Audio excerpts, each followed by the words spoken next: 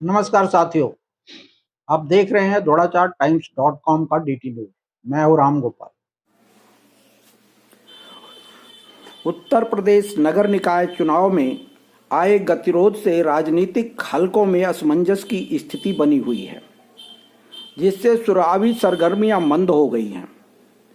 कुछ कार्यकर्ता जो सुस्त थे, वह अब इसे अवसर के रूप में प्रयोग कर टिकट के लिए भाग दौड़ करने में लगे हुए हैं, और जो चुनाव कार्यालय खोल चुके थे वे थोड़े मायूस तो जरूर हुए हैं। उनके प्रचार भी मंद पड़ गया है।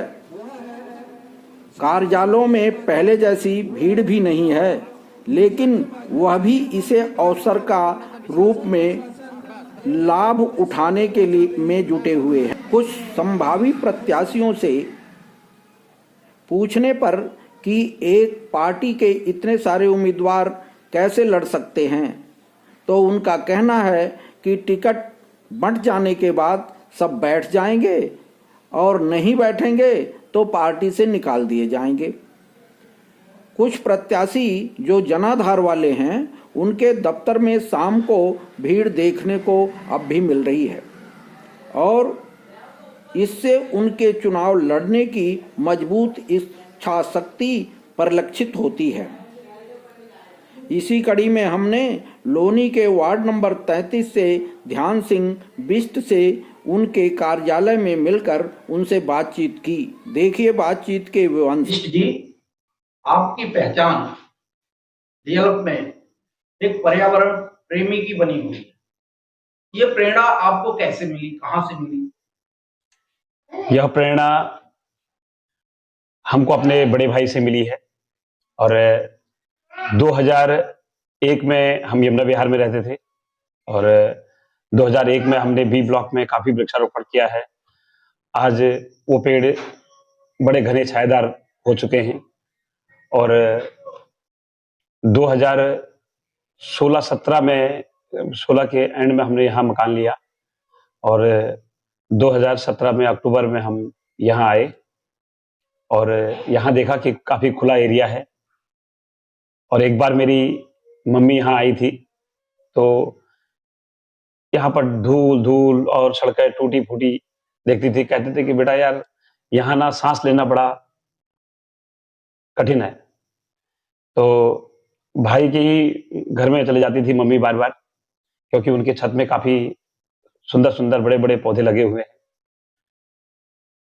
और उसके बाद कोरोना काल भी आया 2019 में, और कोरोना काल में सबको ऑक्सीजन से रिलेटेड बहुत ज्यादा परेशानी हुई।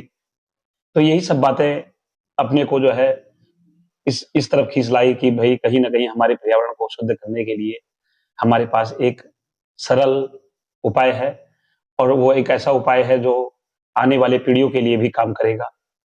तो इसलिए हमने साल महीना के बारे में ना सोचकर आने वाले पीढ़ी के बारे में सोचकर ये सब काम शुरुआत किया। कहीं आप बहुगुणा जी के चिपको आंदोलन से तो प्रेरित नहीं?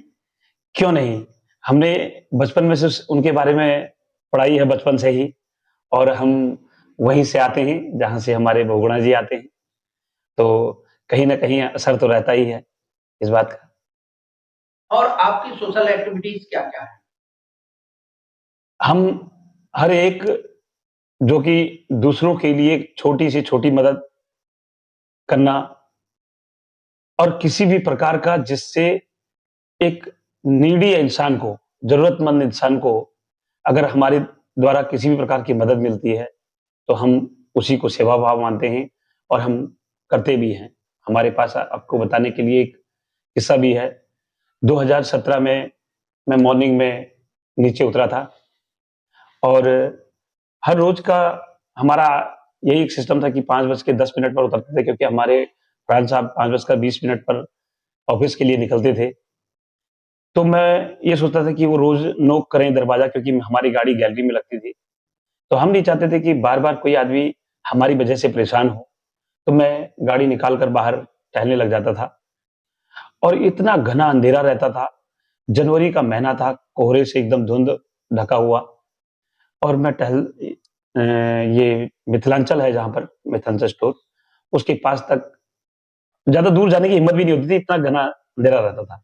और यहाँ तक वो यहाँ से वहाँ से यहाँ ऐसे ही टहला करता था। तो देखा कि कोई इंसान जो है एक कंबल के अंदर से कभी बाहर आ रहे हैं, कभी अंदर जा रहे हैं, कभी बाहर आ रहे हैं, कभी अंदर जा रहे हैं। तो मैंने जानने की कोशिश की कि भैया ऐसी क्या बात है, आप बार-बार इस तरीके की एक्टिविटी कर रहे हो, क्या प्रॉब्लम है? तो बोले कि मुझे रेलवे स्टेशन जाना है और ट्रेन का निकलने का टाइम हो रहा है और ऑटो को तलाश रहा हूँ, पर ऑटो वाला कोई आ नहीं रहा है। अब तो हालाँकि 5:30 बजे यहाँ नीचे कुछ ऑटो वाले आ जाते हैं, लेकिन तब नहीं आया करते थे। तो मैंने उनसे बोला, मैं अपना पूरा परिचय दिया उनको, अपना नाम, अपने पिता का नाम, इस तरीके से दर-दर बताया कि जैसे मैंने कहा कि मुझ पर वो विश्वास जता लें और मैंने कहा अगर आप मुझ पर विश्वास करेंगे तो मैं आपको अभी रेलवे स्टेशन छोड़ता हूँ। और उन्होंने हाँ भरी और मैं तुरंत आया और अपनी गाड़ी लेकर उनको रेलवे स्टेशन के लिए चल पड़ा। लेकिन खजूरी पर जाकर उन्होंने बोला कि ऑटो वाले से पूछ लेता हूँ, आपको लंबा सफ़र तय नहीं करना पड़ेगा, फिर वापसी में आप अकेले होंगे। तो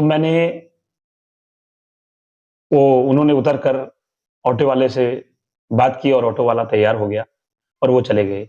लेकिन मैंने उनको देखा नहीं और ना ही मैंने उनसे जाना कि आपका नाम क्या है। लेकिन जब 2019 के बाद जब 2020 में जब कोरोना थोड़ा-सा कम होने लग गया, उसके बाद भागवत और गौरव कथा ये सब चलना शुरू हो गया था धीरे-धीरे, तो उन्होंने भी भागवत अपने घर में करानी थी। ये स्टोरी 2017 के एंड की है, दिसंबर या जनवरी के मुझे भी ठीक से याद नहीं है। लेकिन 2020 में उन्होंने भागवत करना था और उनका प्लॉट जिस प्लॉट में उन्होंने करना था उसमें काफ़ी कूड़ा पड़ा हुआ था। उस वक़्त हमने अभियान चलाया था कि हर प्लॉट को हम साफ करेंगे और आपको पता है कि मैं बच्चों को स्वस्थ और बुजुर्गों को तंदुरुस्त रखने के लिए हर एक मुहिम चलाया करता हूँ। तो उन्होंने किसी गाड़ी वाले से जो ये सरकारी गाड़ी वाले होते हैं उनसे बोला कि भाई नगर पालिका के आदमियों से कि भाई हमारा प्लॉट साफ करवा दीजिए, चाहे जो खर्चा लगे हमसे खर्चा ले लीजिएगा। तो उन्होंने गाड़ी वालों ने उनको जवाब दिया कि यहाँ पर ध्यान सिंह बिष्ट जी रहते हैं एमएम 44 पर, आप वहाँ जाएँगे और आपका प्लॉट वो फ्री में साफ कर देंगे। और वो शाम को आए, तो हम नीचे खड़े थे, तो उन्होंने बोला कि हमें तो भगवान मिल गए। मैंने कुछ समझा नहीं, तो पास आए, उनकी वाइफ ने नमस्कार-वमस्कार बातचीत हुई, दोनों जने अपने बच्चों के साथ। तो उन्होंने बोला कि आपको पता नहीं है, आपने 2000 मतलब 2 साल, ढाई साल पहले हमारी ऐसी-ऐसी मदद की है। मैंने कहा, "अरे! मैं भी ये सोच रहा था कि मैंने मदद तो की थी, पर मैंने ये नहीं पूछा कि आप कौन, कहाँ के रहने वाले हैं, ये मैंने भी नहीं पूछा था।"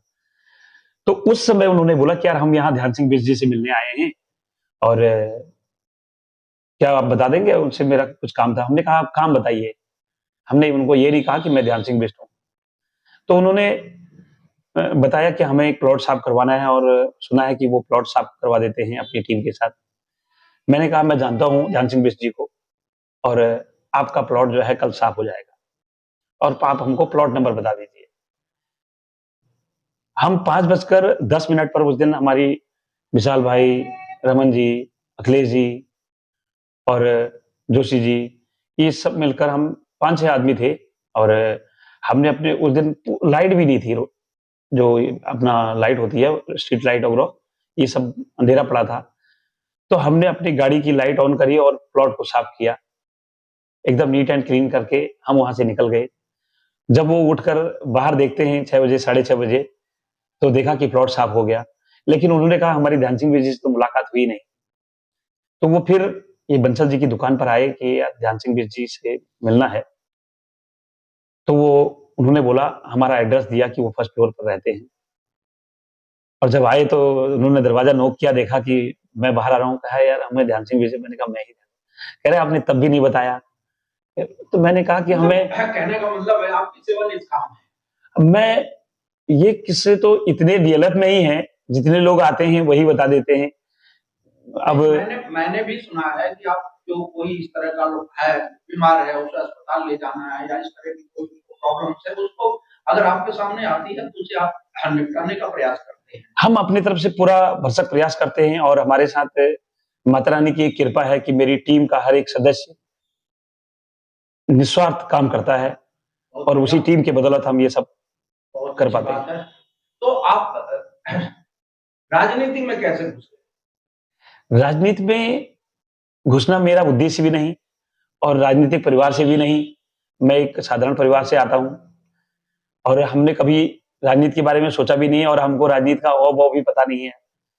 लेकिन हमारी टीम जैसे-जैसे काम करते गई, लेकिन हमको कितनी बार ऐसी परेशानियाँ आई कि जिस तरीके के हमने हमने पेड़ लगाए हैं और उन पर हम गार्ड की व्यवस्था उस तरीके की नहीं कर पाते हैं जिस तरीके से करनी चाहिए। क्योंकि प्लास्टिक का गार्ड हम खरीदते हैं, वो हमको 150-200 रुपए का सब मिलाकर एक पेड़ की सुरक्षा करने के लिए हमारा 150-200 रुपए का खर्चा आता है।